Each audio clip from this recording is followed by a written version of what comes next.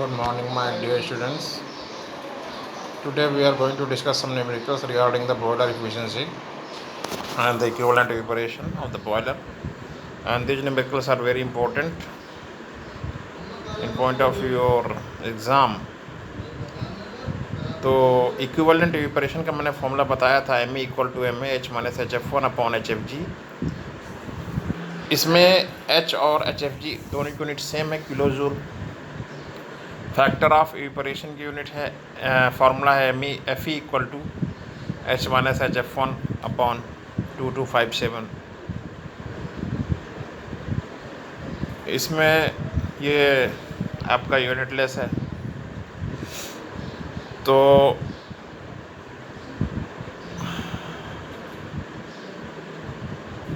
ये boiler efficiency का formula क्या है, M A H minus H F one upon C. तो इसमें बॉयलर एफिशिएंसी में फॉर्मूले आप देख रहे हैं कि एम ए आ रहा है H minus H F one upon सी।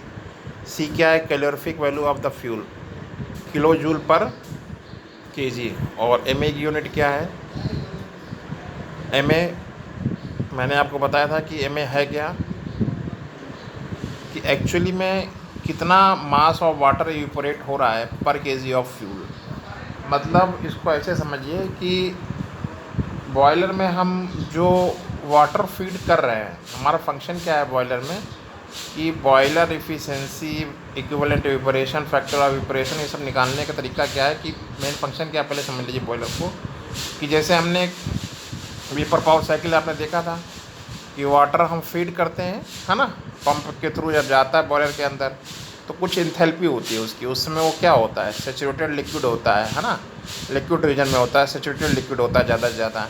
उसके बाद बॉयलर में जा कर के उसको हम हीट देते हैं, तब वो सैचुरेटेड लिक्विड से वो सैचुरेटेड स्टीम, फिर सुपर हीटेड स्टीम बनता है ना। तो वो ऐसे नहीं बनता है, बॉयलर में हम कुछ फ्यूल्स को बर्न आउट करते हैं। बॉयलर फर्नेस होती है जहाँ पे हम फ्यूल को बर्न आउट करते हैं, वहाँ से हमको हीट मिलती है, उस हीट को हम यूज़ करते हैं और वाटर जो है हमारा इवेपोरेट होके स्टीम बनता है ना। तो ये एम ए क्या है, कितना मास वाटर का इवेपोरेट हो रहा है पर केजी ऑफ फ्यूल। जैसे मान लीजिए 15 केजी स्टीम बन रही है, तो उसके एवज में हमने कितना केजी फ्यूल यूज़ किया, दैट इज़ एम ए। मतलब 15 केजी ऑफ स्टीम पर केजी ऑफ फ्यूल।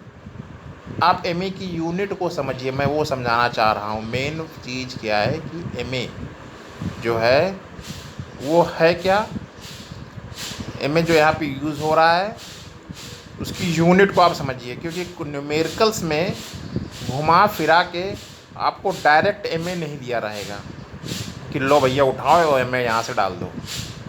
तो एम ए क्या है, कितना मास वाटर का इवेपोरेट हो रहा है पर केजी ऑफ फ्यूल। बस ये आपको समझना है कि मान लो दिया है कि न्यूमेरिकल में कितने केजी स्टीम जनरेट हो रही है। अब कुछ लोग क्या करेंगे, उसको उठा कर रख देंगे, गलत हो जाएगा, तुरंत गलत हो जाएगा। जबकि एम ए की यूनिट क्या है, केजी ऑफ वाटर इवेपोरेटेड पर केजी ऑफ फ्यूल। न्यूमेरिकल में आपको दिया कि इतने केजी स्टीम जनरेट हो रही है, इतने केजी फ्यूल बर्न आउट हो रहा है ना। तो स्टीम जितना जनरेट हो रहा है उसको केजी, उसको फ्यूल से डिवाइड कर दें, टोटल कितना लग रहा है, तो कितना केजी स्टीम जनरेट हो रहा है पर केजी ऑफ फ्यूल हो जाएगा। उसको हम एम ए, वो एम ए होगा, ना कि कितनी स्टीम जनरेट हो रही, वो एम ए नहीं है। यूनिट से समझिए, केजी पर केजी ऑफ फ्यूल, है ना, कितना केजी स्टीम जनरेट हो रहा है और उसके एवज में कितना केजी फ्यूल हमारा बर्न आउट हो रहा है, उसका रेशियो वो आपका एम ए है। H minus H F one kilo joule per KG, C क्या है, calorific value, kilo joule per KG. तो वही मैंने यहाँ पर लिख रखा है कि एम ए क्या है, mass of water actually evaporated into steam पर KG of fuel at the working pressure. समझ में आ गया। एम ए क्या है कि कितना मास वाटर का एक्चुअली इवेपोरेट हो रहा है इंटू स्टीम पर KG of fuel at the working pressure. जी आपका एम ए हो गया। और सी क्या है, calorific value of the fuel in kilo joule per KG. तो वहाँ से एम ई की यूनिट क्या हो गई, केजी पर KG of fuel. M A की यूनिट हो गई केजी ऑफ वाटर इवेपोरेटेड पर केजी ऑफ फ्यूल। और वही एम ई की यूनिट है equivalent evaporation, KG of steam पर केजी ऑफ कोयल या फिर जो फ्यूल है आपका। और थर्मल इफिशिएंसी का फॉर्मूला क्या है, M H minus H F one upon M F into C. M F क्या है, क्या रेट है फ्यूल का, कितना डाला जा रहा है, किस रेट से डाला जा रहा है। और सी है calorific value, kilo joule per KG. ईंधन की कैलोरीफिक वैल्यू कितनी है कि कितना किलो जूल पर नाउट, इतना 1 केजी जलेगा तो कितना एनर्जी क्रिएट होगी, उसको हम रेट से मल्टीप्लाई कर देंगे, कितना रेट ईंधन डाला जा रहा है। भाई थर्मल इफिशिएंसी क्या होता है कि नेट में कितना वर्क आउटपुट हो रहा है, total heat supplied. Total heat supplied कैसे निकलेगी, ईंधन की जो कैलोरीफिक वैल्यू हो उसको रेट से मल्टीप्लाई कर देंगे तो कैलोरीफिक वैल्यू निकल के आ जाएगी टोटल, है ना। और कितना हमारा वाटर में, कितना हमारा स्टीम में कन्वर्ट हो रहा है उस ईंधन की वजह से, तो वो कितना है, M H minus H F one. वही है heat rate of boiler upon M F into C. ठीक है, कितना हीट जो है ट्रांसफ़र हो रही है ईंधन से, जो हीट लिबरेट हो रही है उसका कितना परसेंटेज हमारा बॉयलर में जा रहा है, उन दोनों का रेशियो होगा, वही आपकी थर्मल इफिशिएंसी होगी। अब हम न्यूमेरिकल्स की तरफ मूव करते हैं। अब जैसे ये न्यूमेरिकल हमने आपको दिया था कि इन ए boiler test 1250 kg of coal are consumed in 24 hours, the mass evaporated is 13000 kg, है ना, इतना मास इवेपोरेट हुआ है। And the main effective pressure is 7 bar। The feed water temperature was 40 degree centigrade. Feed water temperature कितना है, 40 degree centigrade. Heating value of fuel 30,000 kilo joule per KG, ये calorific value है। Enthalpy of 1 kg of steam eight 7 bar is 2570.7 kilo joule per KG आपको दी है। तो question में आपको निकालना है क्या, इक्विवेलेंट इवेपोरेशन पर केजी ऑफ फ्यूल और एफिशिएंसी ऑफ द बॉयलर। तो सबसे पहले आपको क्या करना है, दोनों के फॉर्मूले लिखने हैं। दोनों के फॉर्मूले आपने लिखा तो आपने क्या देखा कि M equal to M A H minus H F one upon H F G होता है, और एफिशिएंसी ऑफ द बॉयलर का फॉर्मूला होता है M A H minus H F one upon C. तो मैंने आपको बताया कि एम ए क्या होता है, केजी ऑफ स्टीम जनरेट पर केजी ऑफ फ्यूल। कितना केजी स्टीम जनरेट हो रहा है, देखो क्वेश्चन में आपको दे रखा है quantity of fuel consume in 24 hours 1250 kg, और कितना मास वाटर का इवेपोरेट हो रहा है, मतलब कितना स्टीम जनरेट हो रहा है 13,000 kg। 13,000 अपन 1250, वहाँ से एम ए आ जाएगा। तो एम ए समझ लीजिए एम ए क्या है। उसके बाद एच एफ जी 2257, ये आपको पता ही है। एच, अब ये H minus H F one जो है, ये आपको समझना है कि इसमें एच क्या है और एच एफ वन क्या है ना। अब इसमें एच क्या है, एच का मतलब होता है कि डिज़ायर्ड स्टेट में जहाँ पर हम इंथैल्पी ले गए हैं, मतलब हमने जैसे बॉयलर के अंदर वाटर डाला, हाँ, उसको हम saturated, dry saturated, wet steam या फिर सुपरहीटेड स्टीम, कुछ भी कन्वर्ट कर सकते हैं डिपेंडिंग ऑन द कितना कोयल हमारा बर्न आउट हो रहा है और कितनी हीट लिबरेट हो रही है। तो ये हमें क्वेश्चन में दिया रहेगा कि कंडीशन जो है वो वेट है या फिर ड्राई सैचुरेटेड है या सुपरहीटेड स्टीम है, उस हिसाब से इसकी एंथैल्पी दी रहेगी। या फिर हमें निकालना होगा, अगर डायरेक्ट फ्रैक्शन दिया है तो एक्स दिया होगा। Enthalpy of steam eight 7 bar कितनी दी है, 2570, ये दी हुई है। और एच एफ वन क्या होता है, ये जो एच एफ वन है, एच एफ वन क्या है, this is the enthalpy of the inlet water. H F one, this is the enthalpy of the inlet water at the inlet of the boiler. तो at the inlet of the boiler कैसे निकालेंगे, देखो उसमें दे रखा है, इन्होंने क्या दे रखा है कि जो है मास ये feed water temperature 40 degree centigrade, जो बॉयलर में फीड हो रहा है उसका टेम्परेचर कितना दे रखा है 40 डिग्री सेंटीग्रेड, और 40 डिग्री सेंटीग्रेड वाटर की एंथैल्पी क्या होती है mcp/dt। cp वाटर कितना होता है 4.18, m 1 रख दिया, dt 40 - 0 0 से कंपेयर कर लिया कि 0 mcp/dt है ना। तो यहाँ से एंथैल्पी आ गई 1 kg वाटर की 24, उसको घटा देंगे h से, सब्ट्रैक्ट हो जाएगी होके आ जाएगी 2403.5, यहाँ रख देंगे, डिवाइड कर देंगे तो ये आपका एम आ जाएगा। अब efficiency of the boiler M H minus HF1/C, तो ये 83.3, एम ए निकाल ही चुके हैं, एच निकाल ही चुके हैं, HF1 निकाल ही चुके हैं, दोनों को माइनस कर दिया, सी निकाल ही चुके हैं। तो ये अगला क्वेश्चन देखते हैं। The following readings were obtained during a boiler trial of 6 hour duration. क्या दिया है, mean steam pressure, mass of steam generated 40,000 kg, mean dryness fraction कितना दे रखा है 0.85, मीन फीड वाटर टेम्परेचर, ये देखिए फीड वाटर टेम्परेचर दे रखा है, तो ये टेम्परेचर दिया है eight the inlet of the boiler 30 degree centigrade, है ना। अब इसमें क्या है कि ड्राइनेस फ्रैक्शन भी दे रखा है, मतलब जो स्टीम है वो आपकी फाइनल स्टेज में पहुंची है, वो कैसी है, वेट, क्योंकि ड्राइनेस फ्रैक्शन दे रखा है। ड्राइनेस फ्रैक्शन ना दिया होता तो वेट ना होती। प्रेशर दे रखा है 12 बार, और मास ऑफ स्टीम, कितना स्टीम जनरेट हो रही है 40,000 kg, इतना स्टीम जनरेट हो रहा है। फीड वाटर टेम्परेचर भी दे रखा है, कोयला कितना यूज़ हो रहा है 4000 kg, कैलोरीफिक वैल्यू ऑफ कोयल कितनी है 33440 kilo joule per kg। Calculate factor of equivalent evaporation, क्या क्या निकालना है, factor of equivalent evaporation from and at 100 degree centigrade और एफिशिएंसी ऑफ द बॉयलर, एफी निकालना है और इक्विवेलेंट इवेपोरेशन निकालना है और एफिशिएंसी ऑफ द बॉयलर निकालना है। तो इसमें क्या क्या दिया है, मेन स्टीम प्रेशर दिया है 12 बार, ठीक है, steam generated, main dryness fraction दिया है, मेन फीड वाटर टेम्परेचर वो भी दिया है, कोयला कितना यूज़ हो रहा है वो भी दिया है, कैलोरीफिक वैल्यू कितनी यूज़ हो रही है वो भी दी है। तो हम सबसे पहले क्या करेंगे, 12 बार की एक करस्पॉन्डिंग एंथैल्पी निकाल लेंगे, फाइनल जो हमारा वाटर है उसकी कंडीशन क्या है। तो 12 बार की करस्पॉन्डिंग स्टीम टेबल में जा करके HF और HFG देख लेंगे, वो आप आसानी से देख ही लेंगे। तो जो फाइनल एंथैल्पी, जो फाइनल स्टेज जो वाटर है जो स्टीम में कन्वर्ट हुआ है उसकी एंथैल्पी का फॉर्मूला क्या हो जाएगा, H = HF + X HFG, है ना। HF आपको पता ही है, X आपको दिया ही है, HFG आप स्टीम टेबल से निकाल ही लेंगे। HF और HFG स्टीम टेबल निकाल करके रखेंगे तो यहाँ से H आ जाएगा 2485.05।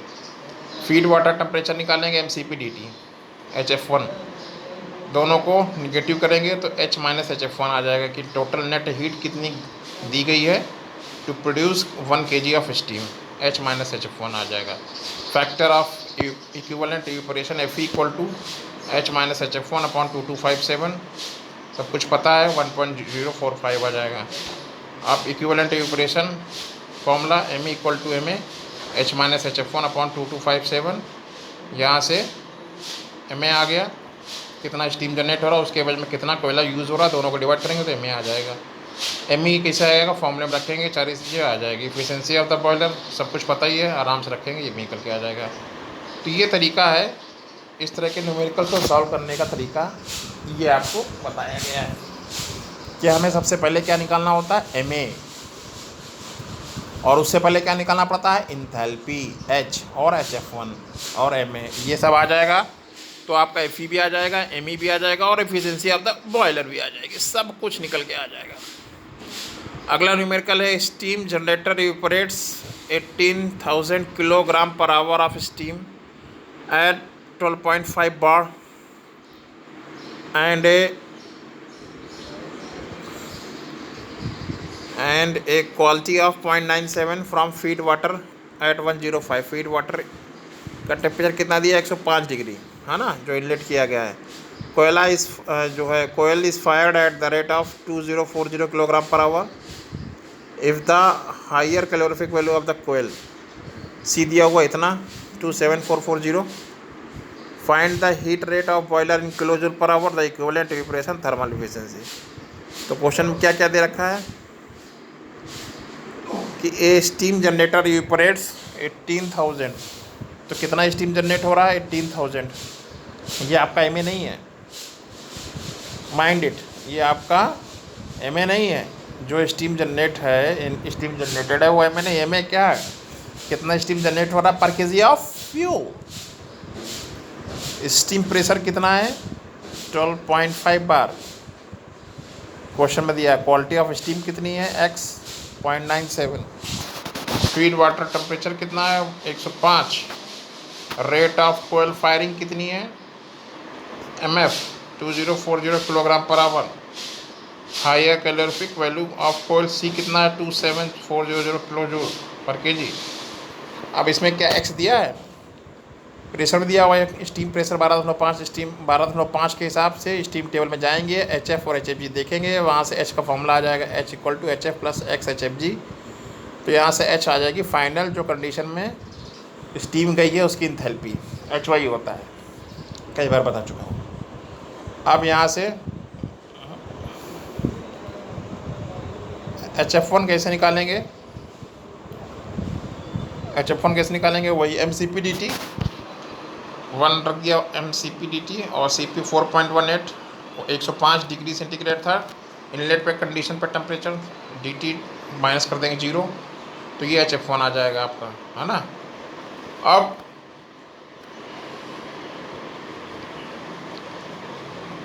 MA कैसे निकलेगा, ये देखिए MA कैसे निकाला है, देखिए इक्विवेलेंट इवेपोरेशन निकालना है हमें।